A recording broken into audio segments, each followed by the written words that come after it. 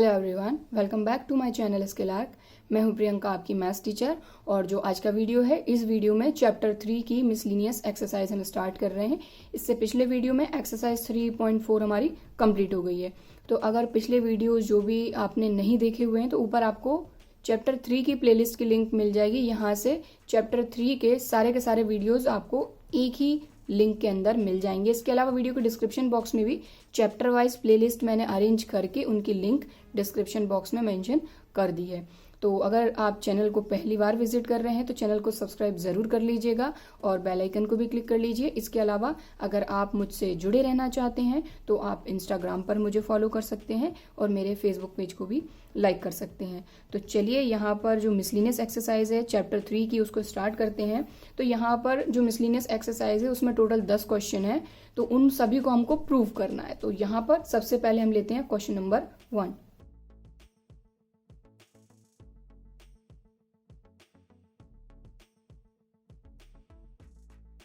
तो यहाँ पर जो क्वेश्चन नंबर 1 है उसमें हमको प्रूव करना है कि दिस इक्वल्स टू 0, मतलब इसको अगर हम सॉल्व करते हैं तो इसकी वैल्यू क्या होगी, 0। तो सबसे पहली चीज यहाँ पर हमको ऑब्वियसली देखना होगा कि कौन सा फॉर्मूला हम अप्लाई कर सकते हैं, क्योंकि देखिए यहाँ पर हमने फॉर्मूले ही पढ़े हैं, ठीक है। तो यहाँ देखें तो ये है 2 cos π/3 डॉट cos 9 π/3, मतलब ये दोनों तो मल्टीप्लाई में है, देन बीच में प्लस है, देन ये प्लस ये। तो यहाँ पर इन दोनों जगह पे हम फॉर्मूला लगा सकते हैं, क्योंकि देखिए इन दोनों के बीच में है प्लस। तो cos 3π/13 प्लस cos 5π/13, तो इन दोनों में फॉर्मूला लगाएंगे cos c plus cos d का, क्योंकि अगर इन दोनों में फॉर्मूला लगाएंगे तो कुछ इसी तरह का आउटपुट हमको देखने को मिलेगा। हालांकि π/13 9π/13 मिलेगा या नहीं वो बाद में देखेंगे, लेकिन सबसे पहले यहाँ पर हम लगाएंगे फॉर्मूला।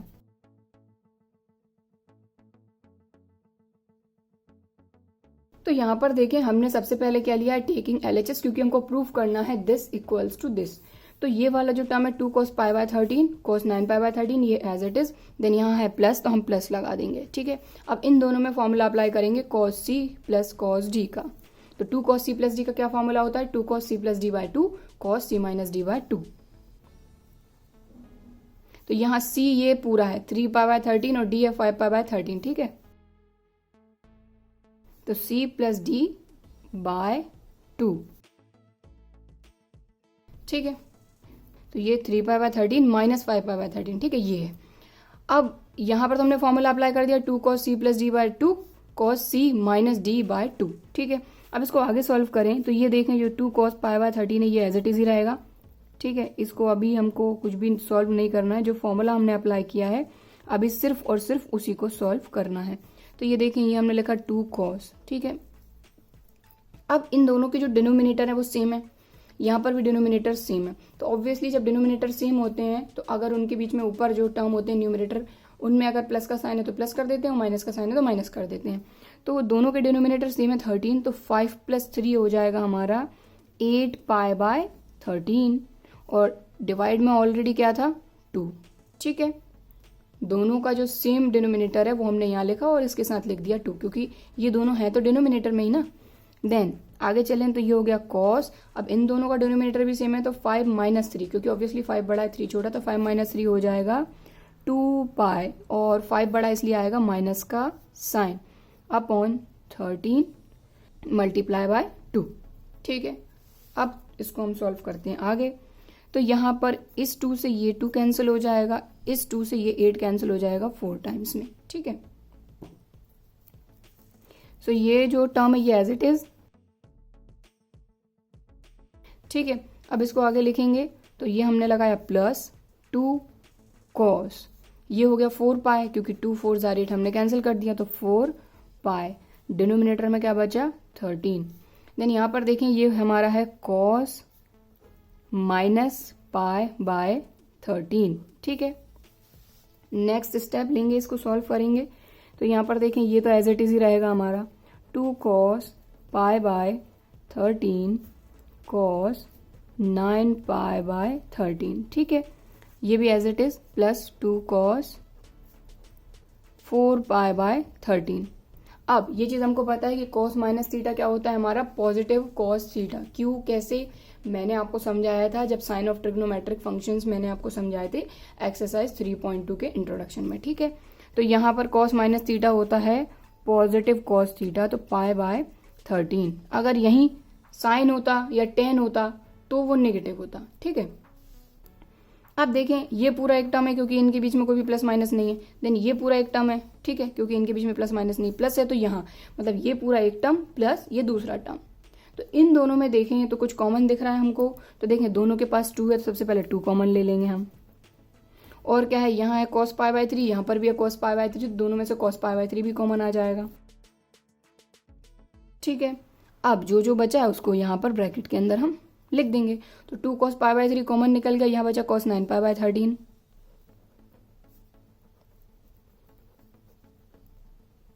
ठीक है ना। 2 cos π/13 कॉमन निकल गया तो बचा cos 9π/13। देन बीच में लगाएंगे प्लस, यहाँ से 2 भी कॉमन निकल गया और cos π/13 भी कॉमन निकल गया, बचा क्या cos 4π/13, ठीक है। अब यहाँ हम और आगे क्या कर सकते हैं, तो यहाँ पे देखें फिर से ये आ गया है हमारा cos c plus cos d का फॉर्मूला। तो यहाँ पे हम फिर से फॉर्मूला अप्लाई करेंगे। तो यहाँ पर फॉर्मूला अप्लाई करेंगे तो cos c plus cos d, तो cos c plus d by 2, और इनका देखें डिनोमिनेटर सेम है इसलिए मैं 2 के साथ ही इस डिनोमिनेटर को लिख दूंगी, ठीक है।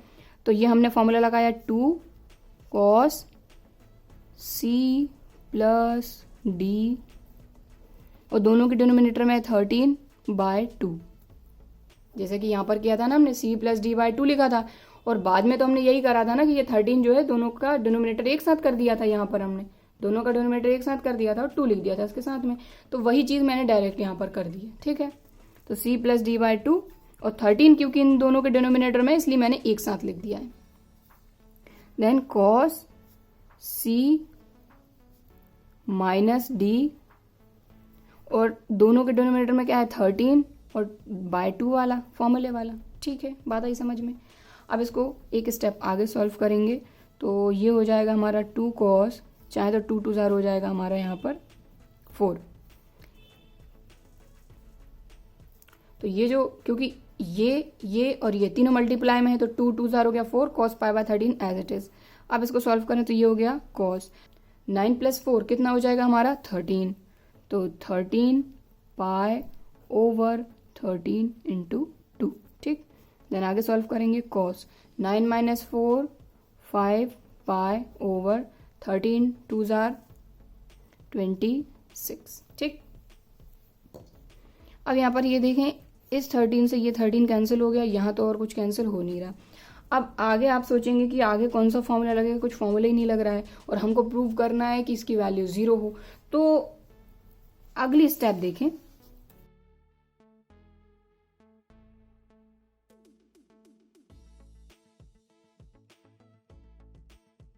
तो देखिए जो जो बचा है मैंने उसको यहाँ पर नोट डाउन करा।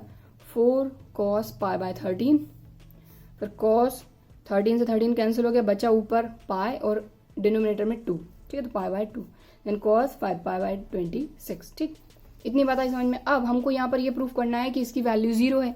तो क्या इन तीनों में से किसी भी एक की वैल्यू आपको पता है, क्योंकि देखें 5 π/26 है या π/13 है तो इनको ऑब्वियसली हमको ब्रेक करके सॉल्व करना होगा, लेकिन इन तीनों में से डायरेक्ट वैल्यू हमको पता है कि cos π/2 की वैल्यू कितनी होती है। तो cos π/2 की वैल्यू कितनी होती है ये हम पुट अप तो कर ही देते हैं, देन आगे देखेंगे। तो देखें ये जो cos π/13 है ये हमारा एज इट इज, ठीक है, डॉट या फिर मल्टीप्लाई में है ये, और cos π/2 की वैल्यू कितनी होती है 0, देन इसी के मल्टीप्लाई में है cos 5 π/26। तो देखें आपका सोल्यूशन यहीं पे हो गया, आपको और कुछ आगे सॉल्व करने की जरूरत नहीं है, ब्रेक करने की जरूरत नहीं है। क्यों? क्योंकि cos π/2 के मल्टीप्लाई में है ये भी तीनों मल्टीप्लाई में, बीच में डॉट लगा हुआ है मतलब मल्टीप्लाई, ठीक है। तो यहाँ पर देखा जाए तो cos π/2 की वैल्यू हमको पता है 0, और 0 के मल्टीप्लाई में ये भी है, 0 के मल्टीप्लाई में ये भी है, तो ये पूरी वैल्यू कितनी हो गई 0। इसको और इसको ब्रेक करने की आपको जरूरत ही नहीं पड़ी, ठीक है। तो हम LHS लेकर चले थे और हमारा RHS आ गया यहाँ पर। So this equals to RHS, और यहाँ पर हमने इसको प्रूव कर दिया, ठीक है। तो क्वेश्चन नंबर 1 जो है मिसलिनियस एक्सरसाइज का वो हमारा कंप्लीट हो गया है। अगर आपको इसको नोट डाउन करना है तो आप नोट डाउन कर सकते हैं, और अगर क्वेश्चन समझ में आ रहा है, वीडियो पसंद आ रहा है तो वीडियो को एक लाइक ज़रूर कर दीजिएगा। चलिए अब हम देखते हैं क्वेश्चन नंबर 2।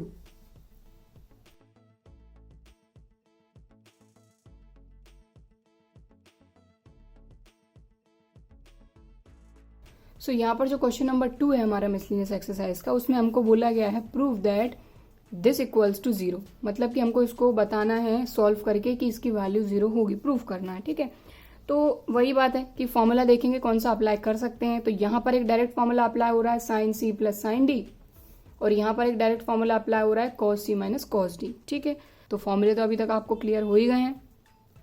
तो चलिए सबसे पहले हम क्या करेंगे, LHS लेंगे, देन आप फॉर्मूला अप्लाई करेंगे। तो sine C plus sine D, तो sine C plus sine D का क्या फॉर्मूला होता है, 2 sine C plus D by 2 cos C minus D by 2।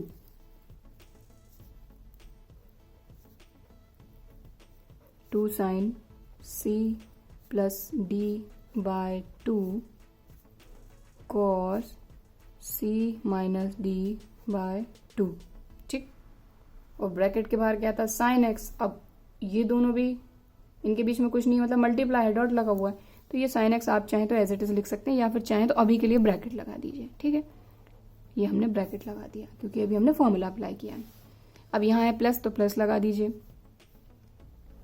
अब फॉर्मूला लगाएंगे cos C minus cos D का, तो cos C minus cos D का क्या फॉर्मूला होता है, -2 sine C plus D by 2 sine C minus D by 2। तो -2 sine C plus D by 2 sine C minus D by 2 cos X bracket के बाहर as it is. ठीक है, इतनी बता के समझो, सिर्फ और सिर्फ हमने फॉर्मूले अप्लाई करे हैं ना। अब इसको आगे सॉल्व करेंगे।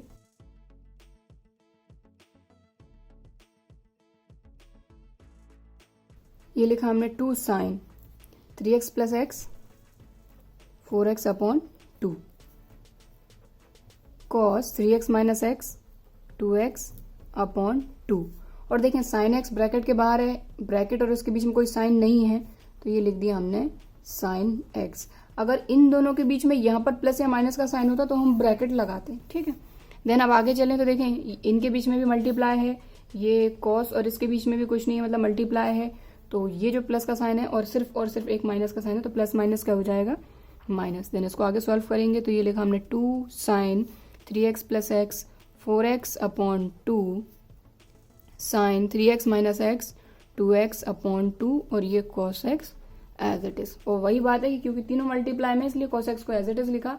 अगर इनके बीच में प्लस या माइनस का साइन यहाँ पर होता तब हम cos x को ब्रैकेट के बाहर ही लिखते। ठीक है, अब इनको थोड़ा सा आगे सॉल्व करेंगे तो यहाँ पर देखें ये कैंसिल हो जाएगा, 2 2 जार 4, देन इस 2 से ये 2 कैंसिल, सेम यहाँ पर 2 2 जार 4, इस 2 से ये 2 कैंसिल। ठीक है, देन इसको हम आगे सॉल्व करेंगे तो यहाँ पर देखें 2 साइन, ये हो गया 2x, क्योंकि 2 2 जार 4 तो 2 और x बचा, देन कॉस, यहाँ पर बचा सिर्फ x, then sine x as it is, -2 sine, यहाँ पर क्या बचा 2x, ये बचा साइन x, और ये cos x। ठीक, अब यहाँ पर हमको लाना क्या है, क्या प्रूफ करना है कि इनकी वैल्यू क्या है, 0। तो देखें जरा, ये क्या है 2 sine x 2 sine 2x cos x sine x, same चीज है, ये प्लस का है ये माइनस का, और चाहे तो उसको अपन अरेंज कर सकते हैं, जैसे ये 2 sine x 2x as it is रहने दीजिए, cos x साइन x, ये भी वही चीज है, 2 साइन 2x है इसके पास है, फिर इसके मल्टीप्लाई में है cos x, फिर इसके मल्टीप्लाई में क्या है साइन x भी है, सेम ही तो है, सिर्फ हमने 2 साइन x 2x लिखा, 2 sine 2x cos x sine x, same चीज है, बस ये प्लस का है ये माइनस का है, तो ये दोनों एक दूसरे से कैंसिल हो जाएंगे और आ जाएगा क्या हमारे पास 0।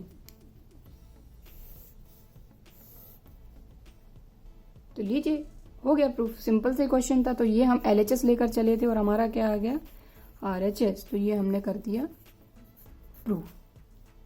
ठीक है, तो सिंपल से क्वेश्चन था, बस बात यही है कि फॉर्मूले आपको आने चाहिए कि किस तरह से अप्लाई करने हैं। ठीक है, और स्टेप बाय स्टेप जो भी प्लस या माइनस की चीज़ें उनको आप अच्छे से सॉल्व करिए तो क्वेश्चन इजीली बन जाएंगे। ठीक है, सो आज की वीडियो में बस इतना ही, अगले वीडियो में आगे के क्वेश्चन हम कंटिन्यू करेंगे। सो आई होप आपको ये दोनों क्वेश्चन अच्छे से समझ में आए होंगे, वीडियो भी पसंद आया होगा। और अगर वीडियो पसंद आया है तो वीडियो को एक लाइक ज़रूर करिए, ज़्यादा से ज़्यादा शेयर करिए, और अगर अभी तक चैनल सब्सक्राइब नहीं किया है तो चैनल को सब्सक्राइब ज़रूर करिए। चलिए फिर मिलते हैं अगले वीडियो में, तब तक के लिए बाय एंड थैंक यू।